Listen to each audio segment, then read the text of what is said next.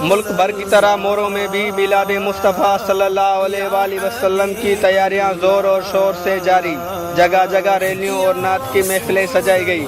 مورو مرکزی تاج مسجد اور شہر کے دیگر مساجد میں میلاد کی تیاریاں جاری۔ خاتم النبی صلی اللہ علیہ وآلہ وسلم کی ولادت باسعادت کا جشن منایا جا رہا ہے۔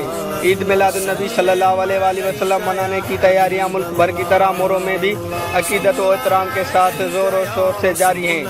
شہر بھر میں مساجد اور گھروں میں جھنڈے لگائے جا رہے ہیں۔